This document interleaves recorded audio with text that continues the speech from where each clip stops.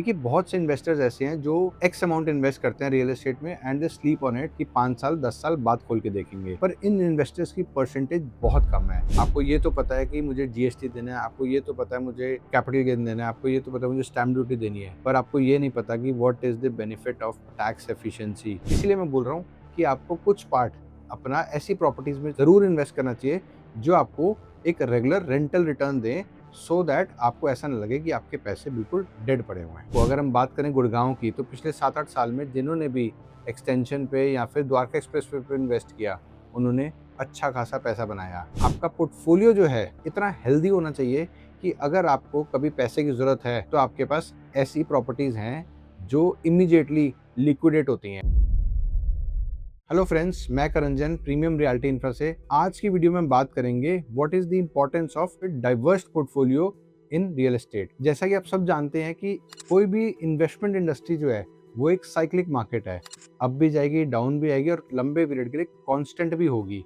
तो ऐसे में एक डाइवर्सिफाइड पोर्टफोलियो आपको कैसे हेल्प कर सकता है, इस वीडियो में हम उस बारे में बात करेंगे। तो आइए इस वीडियो को शुरू करते हैं। तो सबसे पहला पॉइंट तो है risk management. Now what is risk management? अगर आपने गुड़गांव में, लेट्स से हम गुड़गांव में काम करते हैं तो गुड़गांव का एग्जांपल हमेशा आएगा। अगर आपने गुड़गांव में किसी प्रोजेक्ट में इन्वेस्ट किया है तो सबसे पहले तो आपको ये देखना है कि आपने जो इन्वेस्टमेंट है वो किस बिल्डर के साथ करी है, बिल्डर का पास्ट रिकॉर्ड क्या है, बिल्डर ने पास्ट में क्या डिलीवर किया हुआ है। जरूरी नहीं है आपने किसी रिनाउंड बिल्डर के साथ ही जाना है, जैसे डीएलएफ गोदरेज। अगर आपके बजट में नहीं है तो आप ऐसे बिल्डर को देखें जिसने पास्ट में 5, 7, 10 डिलीवरीज दी हुई हैं। ऐसे बिल्डर के साथ आपकी जो इन्वेस्टमेंट है सबसे पहले तो वो सेफगार्ड हो जाती है। इसी के साथ अगर हम देखें, अगर पिछले 1.5 से 2 साल में आपने गुड़गांव में कोई प्लॉट खरीदा तो गुड़गांव में जो प्लॉट खरीदा वो 20 to 25% भी इंक्रीज नहीं हुआ पिछले 1.5 साल में। मैं बात 2021-22-23 की नहीं कर रहा हूँ, मैं बात कर रहा हूँ 2024 और 25 की। 2021-22-23 पे तो दुनिया ने बहुत वीडियोस बना दी, हमने भी आपको बहुत बता दिया। अब पास्ट इज पास्ट, उसको भूल जाते हैं। बट अगर पिछले 1.5 साल की बात करें तो अगर गुड़गांव में किसी ने इन्वेस्ट किया, वो भी प्लॉट में, तो उस पर 25 से 30% मैक्सिमम रिटर्न आई है। But at the same time अगर इसी पीरियड में किसी ने सोहना में इन्वेस्ट किया था या किसी ने फरीदाबाद में इन्वेस्ट किया था तो वहां पे करीबन करीबन मैं कहूंगा कि 75 to 80% रिटर्न भी आई है लोगों को। इसका जो क्लासिक एग्जाम्पल है ना, वो है सोहना में एक प्रोजेक्ट है सोना ग्रीन्स के नाम से। अगर हम सोना ग्रीन्स को देखें तो आज से 1.5 से 2 साल पहले उसमें प्लॉट मिलता था 50 से 55 हजार रुपए गज के रेट पे। आज वही प्लॉट 1.5 साल में 90,000 से 1 लाख पे ट्रेड हो रहा है।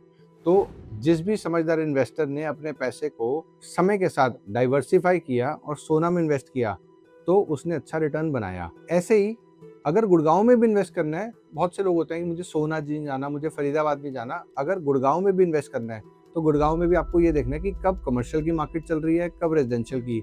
2021, 22 और 23 में residential market did very well. 24 और 25 में जिन लोगों ने कमर्शियल में इन्वेस्ट किया, मैं बात कमर्शियल रिटेल की यहाँ बात नहीं कर रहा हूँ, क्योंकि रिटेल प्रोडक्ट एक बहुत ट्रिकी प्रोडक्ट है। जिस प्रोजेक्ट को आप सबसे कम ध्यान देते हैं वो है ऑफिस स्पेस। ऑफिस स्पेस में स्पेशली अगर हम बात करें एक्सटेंशन की, जिसने भी एक्सटेंशन में पिछले 1.5 साल पहले, 2 साल पहले ऑफिस स्पेस में इन्वेस्ट किया, कोई भी ऑफिस स्पेस 9,000, 10,000 पे फुट से लेकर करीबन 12 से 13,000, हद 14,000 रुपीज पे ट्रेड कर रहा था। बिलीव यू मी, वो सारे कमर्शियल्स 14,000 to 20,000 रुपीज पे ट्रेड कर रहे हैं। तो we need to understand the market, we need to dive deep into the market and understand कि एक्चुअल में इन्वेस्टमेंट करनी कहाँ है। और हमेशा मैं बोलता हूँ इसके लिए आपको एक अच्छा रियल्टर दोस्त भी चाहिए। चलिए वो मैं बोल बोल के थक गया, बट मुझे लगता है समय लगेगा उसको अपनी अंदर समझने में कि what is the importance of a good realtor friend. तो आइए हम बात करते हैं अपने सेकंड पॉइंट की, which is steady cash flow. Now what is steady cash flow? देखिए बहुत से इन्वेस्टर्स ऐसे हैं जो एक्स अमाउंट इन्वेस्ट करते हैं रियल एस्टेट में and they sleep on it कि 5 साल 10 साल बाद खोल के देखेंगे, पर इन इन्वेस्टर्स की परसेंटेज बहुत कम है। मेजॉरिटी ऑफ जो इन्वेस्टर्स जो हैं वो अपनी इन्वेस्टमेंट्स को हर 6 महीने में एनुअली इवेल्युएट करते हैं कि हमारी इन्वेस्टमेंट पे क्या रिटर्न है। ऐसे में एक डाइवर्स पोर्टफोलियो जो है ना, even in the slow market, dead markets, constant markets, आपको पैसिव इनकम के रूप में कुछ ना कुछ अमाउंट देती रहेगी। इसीलिए मैं बोल रहा हूँ कि आपको कुछ पार्ट अपना ऐसी प्रॉपर्टीज में जरूर इन्वेस्ट करना चाहिए जो आपको एक रेगुलर रेंटल रिटर्न दें, सो दैट आपको ऐसा ना लगे कि आपके पैसे बिल्कुल डेड पड़े हुए हैं। Now our next point is capital appreciation opportunity. Now capital appreciation opportunity की जो डेफिनेशन है ना, वो हर बंदे के लिए अलग है। इसको मैं सिंप्लीफाइड भाषा में अगर आपको समझाऊं तो मुझे ऐसे लगता है कि फास्टेस्ट ग्रोइंग कैपिटल अप्रिसिएशन जो है वो मिलती है आपको प्लॉट्स में। इसके बाद अगर आपको फास्टेस्ट ग्रोइंग कैपिटल अप्रिसिएशन मिलती है वो है फ्लैट्स में, पर अंडर डेवलपिंग एरियाज में या फिर अंडर कंस्ट्रक्शन प्रोजेक्ट्स में।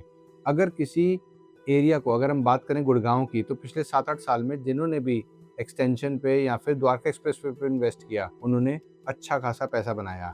इसी के साथ अगर किसी ने सोना में प्लॉट खरीदा तो उन्होंने बहुत क्विक मनी बनाई।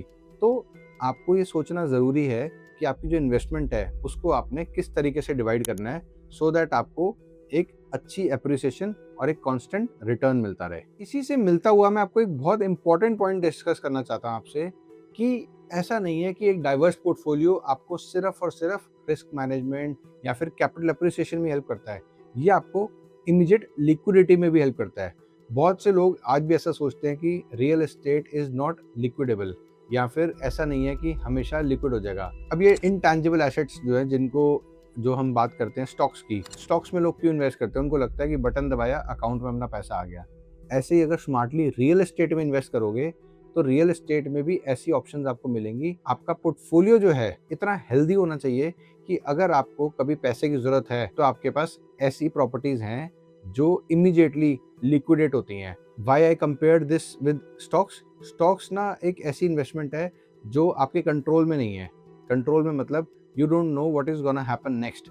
बट रियल एस्टेट एक ऐसा है कि अगर किसी ने 50 साल पहले कहीं कोई ज़मीन खरीदी थी तो आज वो ज़मीन 50 गुना तो है ही है। पर स्टॉक्स में ऐसा ज़रूर है, जिसने 50 साल पहले स्टॉक्स खरीदे थे आज शायद वो ज़ीरो भी हो गए।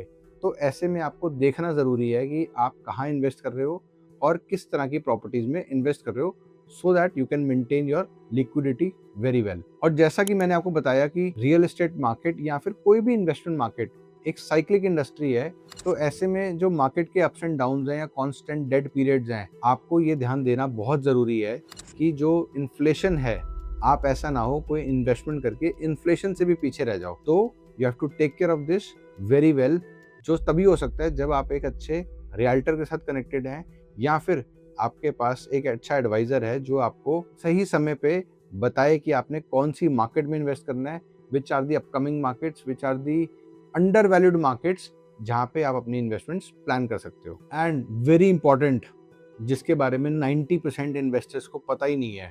आपको ये तो पता है कि मुझे जीएसटी देना है, आपको ये तो पता है मुझे कैपिटल गेन देना है, आपको ये तो पता है मुझे स्टैम्प ड्यूटी देनी है, पर आपको ये नहीं पता कि what is the benefit of tax efficiency. Real estate investments में आपको सरकार से टैक्स एफिशिएंसी भी मिलती है। आपको ये तो पता है कि मुझे होम लोन पे रिबेट मिलेगा, पर आपको ये नहीं पता कि अगर आप कमर्शियल प्रॉपर्टी इनमें इन्वेस्ट करते हो तो आपको उसकी डेप्रिसिएशन मिलती है। आपको ये नहीं पता कि गवर्नमेंट के टैक्स बेनिफिट्स को आप अपनी इन्वेस्टमेंट्स में कैसे यूज कर सकते हो। तो इस पे जरूर ध्यान दें और डिटेल में जरूर पढ़ें इसके बारे में, या फिर किसी कंसल्टेंट से या अपने चार्टर्ड अकाउंटेंट से कंसल्ट करें कि आपको टैक्स में कैसे बेनिफिट हो सकता है। आज मैं आपको बहुत अच्छा इस पे एक और एग्जांपल दूंगा। आप देखते हैं जितनी भी लग्जरी कार्स हैं, 1 करोड़ की, 1.5 करोड़ की, 2 करोड़ की, इंडस्ट्रीज जब वो कार खरीदते हैं तो वो पर्सनल नेम पे नहीं खरीदते, वो खरीदते हैं अपनी कंपनी के नाम पे। कंपनी के नाम से क्या होता है, उनको ना तो उस पर उनकी वाइट की इनकम जाती है, वाइट की इनकम मतलब पर्सनल इनकम, जिसपे उनको टैक्स कट के जो इनकम मिलती है वो एक्सपेंसेस में डालते हैं उसको, प्लस उस पर हर साल डेप्रिसिएशन में लेते हैं। ऐसे ही प्रॉपर्टी में भी डेप्रिसिएशन के ऑप्शंस अवेलेबल हैं। Consult your chartered accountant and he will tell you how to safeguard that. तो दोस्त, जैसा कि मैं अपनी हर वीडियो में बोलता हूँ कि अच्छी प्लानिंग, अच्छा पोर्टफोलियो आपको 10x की, 15x की, 20x की ग्रोथ देगा, और उसके लिए आपको एक अच्छा एडवाइजर, एक अच्छा कंसल्टेंट चाहिए। एक अच्छा रिलेशनशिप डेवलप करें किसी कंसल्टेंट के साथ, सो दैट वो आपकी फ्यूचर प्लानिंग में आपको बहुत बढ़िया तरीके से एडवाइस कर पाए। इसी के साथ आज की वीडियो में इतना ही। अगली वीडियो में मिलते हैं। वीडियो अच्छी लगी हो तो लाइक करें, चैनल पे पहली बार है तो सब्सक्राइब जरूर करें, सो दैट हमें पता चले कि आपको हमारा कंटेंट पसंद आता है। और अगर आपको लगता है कि हम कोई और पॉइंट इसमें ऐड कर सकते थे जो हम मिस कर गए हैं, तो नीचे कमेंट बॉक्स में कमेंट करके जरूर हमें बताएं। तब तक के लिए कीप इन्वेस्टिंग बट सेफली।